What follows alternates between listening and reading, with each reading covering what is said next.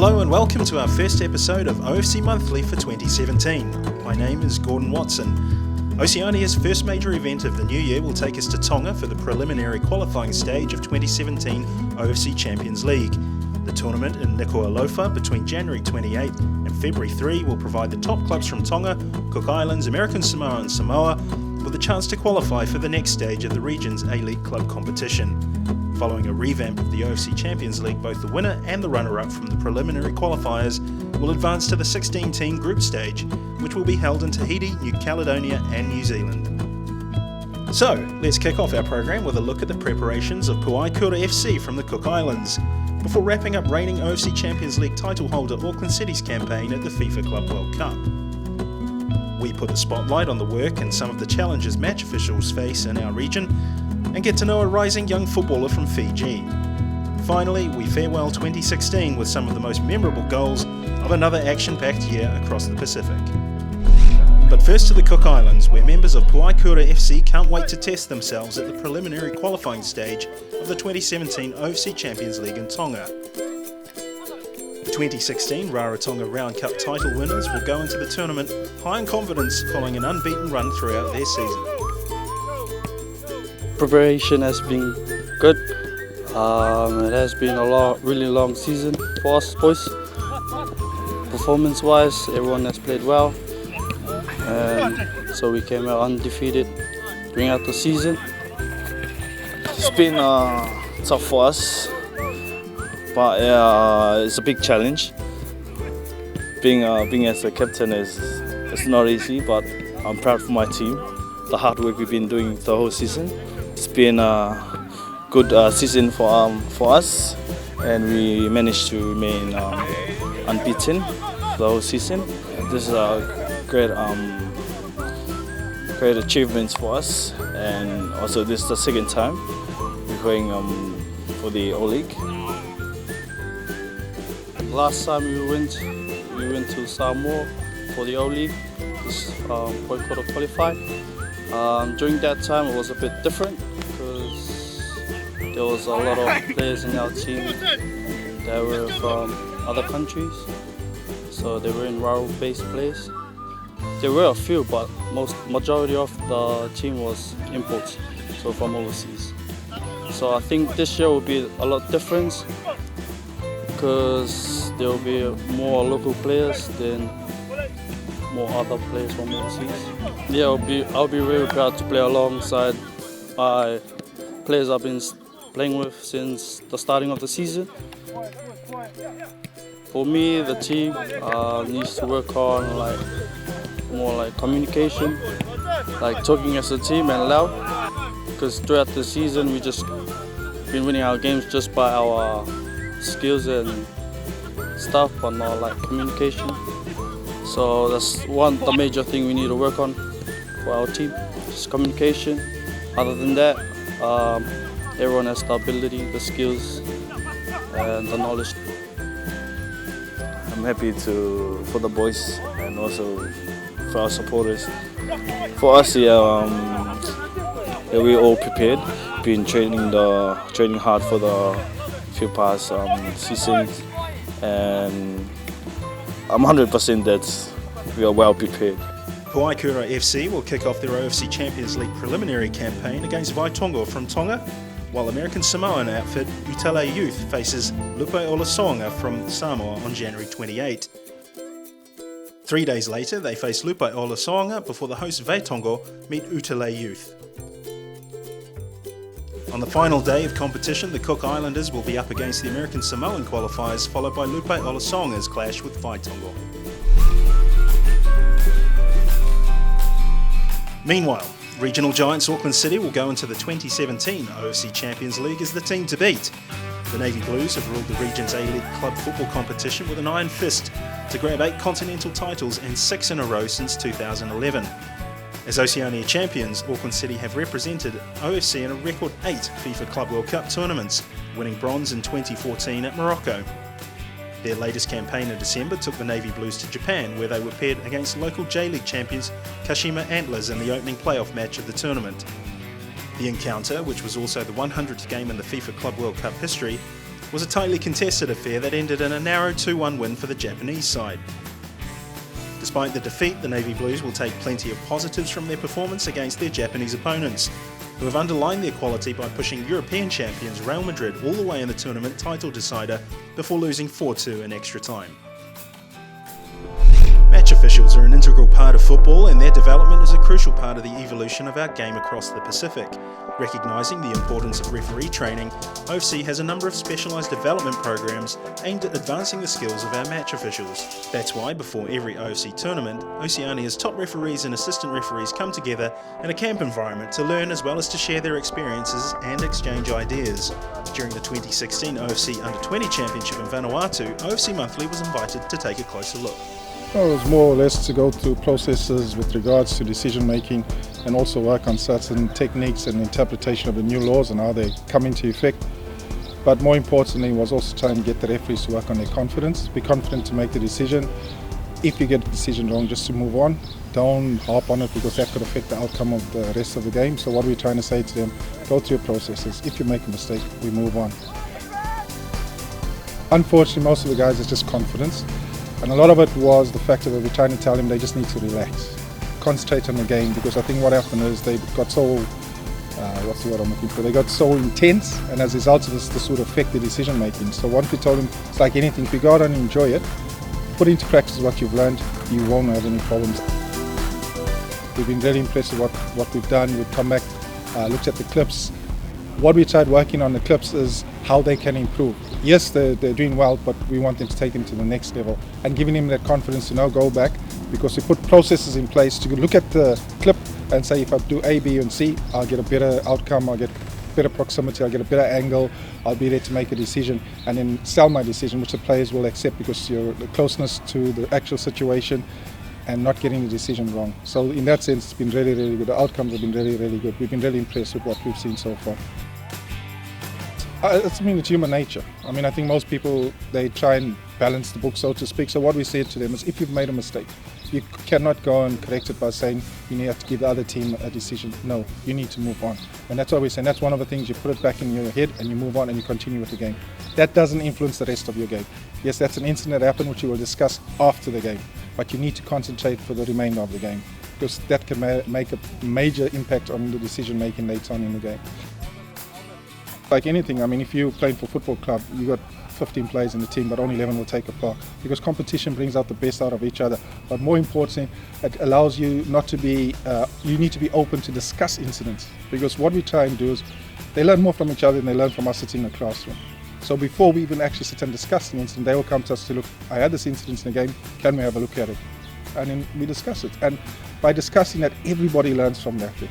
It's not just us going and saying, you got this wrong, how can we improve? But they've come into us, look, we've discussed this as a team, we may have got this wrong, this is what we think we can improve, and then everybody contributes. And they never forget that, and which is good. So as much as there's bands amongst them, and it's country competing against country, which is good, but together they're a team. And that's the good thing about it, knowing that you got support, because it's a lonely job.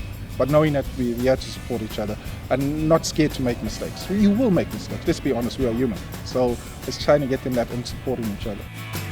Our region, OFC region, the multicultural, it's also gives you an understanding of the people of the different regions. Also gives you an understanding of the expectations.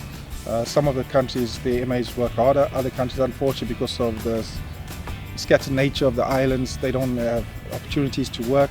So by now they actually networking with each other. We've set up a Facebook page, because sometimes it's bad, sometimes it's good, but at least with Facebook it's there. Guys can then contact each other, and then also personal contact, phoning each other. What has actually happened, this has been really good, where some of the guys have now, some of the other guys have become mentors for them, sitting down and discussing their games, looking at it, what they need to work on. And that's all we can do, is just offer them support. And that, to me, that's a big thing, and showing that we cannot compare apples with apples where we are. What we need to understand is, and that's where we're coming in from our side, is to try and put things in place to assist the guys who need the help. Unfortunately, some get all the help they got, others don't, because they're scattered. They don't see each other. They don't use beep flags. They don't use the comms kit. So they come to a competition like this and they don't feel confident using comms kit. They don't feel confident using beep flags. So that was the advantage of doing the camp, getting them to use comms kits, getting them to understand not to speak so much, what to do exactly with the beep flag, when to use it, when not to use it, whose role it is on the field, which, and things like that. And the guys are starting to appreciate that. And I think if we do more and more of this, when the more tournaments we have, we won't have an issue. But it's important we have these camps. The New Zealand guys, the guys from Tahiti and New Caledonia, they're very critical of their performances because they know they got somebody back home who's going to tell them we've done this. Unfortunately for a lot of the island guys, because they're scattered, they might not see their assessor, they might not see the RDO for quite a while. So that's why we try to maintain contact with them and tell them this is what you need to work on. But as I said, now they've identified things they need to work on. And with the footage you guys have given us, I've managed to cut clips of each one and I've passed it on to them. And basically we don't tell them what's wrong, they look at it. When you want to discuss the clip, come back to us and we discuss it. Because they've gone and done research by speaking to others, so which is good. You know, they've done some self-analysis. And then our job is to make sure we take them to the next level.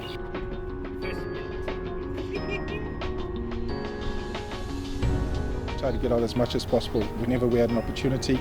Unfortunately, some of the guys we go down here on the beach and just chill out. But the good thing is, it's what we've tried to create as a team environment. There were 20 of us when we started.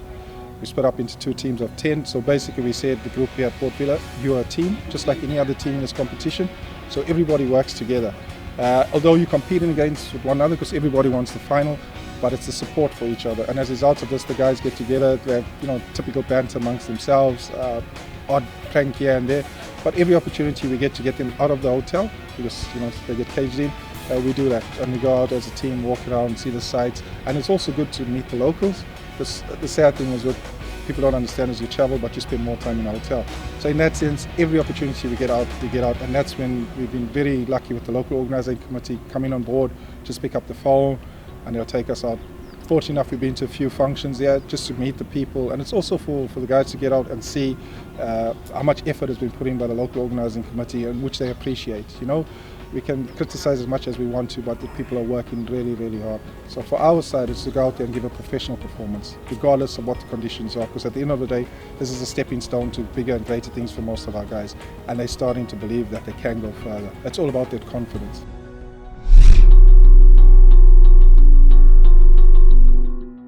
Rising star Nigel Nizal is one of the new generation of footballers who is hoping to make a big contribution to the world game in his native Fiji and across the region.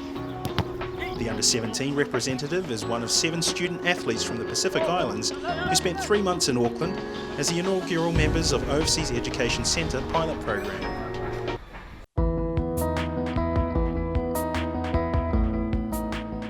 Well, my mission is to be the second player, to be from Fiji, playing in one of the good overseas-based players. Because as Roy Krishna is married to the Wellington Phoenix, so I want to follow his footsteps. And I just want to know where my dreams takes me, because, Nigel's the character. Every group needs the guy that can just flick his fingers and everything changes. Nigel's that guy. And everything is always happy. He's got a real Fijian way about him where happiness is the #1 thing. Nigel is an interesting individual because he possesses some strong leadership skills. Again, coming in and having to engage with different cultures, I think he was able to assert himself and actually gain a bit more confidence and prove to himself that he's actually able to do it in different environments, not only within his country.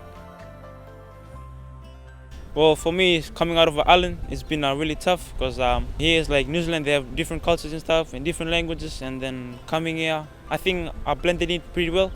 And even this school, the students here, they made me feel like home, and then I feel like it was all good coming here.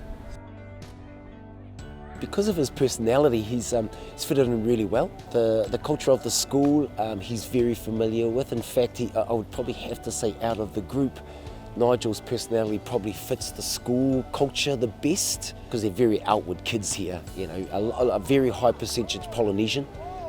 So he's fitted in really well here. Very respectful towards his host families and things like that. And he even has his goals and his vision and his mission, dreams above his bed, which we didn't prompt, he did it himself because he felt that inspiration. It's pretty full on for the kids. From the very beginning, we made sure they understood it was a holistic approach, not necessarily just a football program. again, because we prioritize their individual development, and they were involved in all types of activities, of course, from the education side with the school, but with OFC on a football and mentoring side, including AIA in financial development and communication skills. Oh yeah, there are a lot of friends, there's heaps of friends. Even the seniors, yeah, because I just come up like, hi, my name is Nigel and I'm from Fiji, and they're like, just be humble. So yeah, there's a lot of friends, even like Islanders friends too, even some Asian friends, yeah. He's had some challenges in terms of curbing some of his enthusiasm, but he's a young man, and we need that in the group. We need someone to be able to snap their fingers, and a very serious mood in the changing room can change to just unbridled fun. Really, he's that guy. Yeah, firstly, like we didn't know each other. Like we were thinking, oh, this guy will be pretty mean, this and this kind of stuff. So, but then first we were just boys, and then from boys we became brothers, and now a big happy family, soccer family. The vision of the president from the beginning was to create a professional environment in order to engage individuals from the Pacific, enable them through their capacities, especially as it relates to football and education, and most importantly, empower them when they go back to their environments to be high-performance individuals. Just like all the boys, technique has been a key focus area for us, and decision making. He's a big presence. He's very commanding in the middle of the park. Great passer, very powerful passer. He's got good vision. But it's the little things that I continue to look at, how we can improve the little details. Yeah, I've learned a lot, like for having a good coach like this, and even more football assistants coming in helping us to improve our soccer. So yeah, I've learned a lot.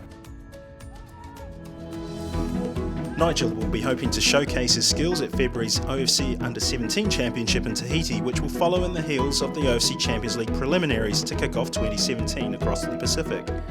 And with another action-packed year ahead for Oceania football and OFC Monthly, we will be there every step of the way.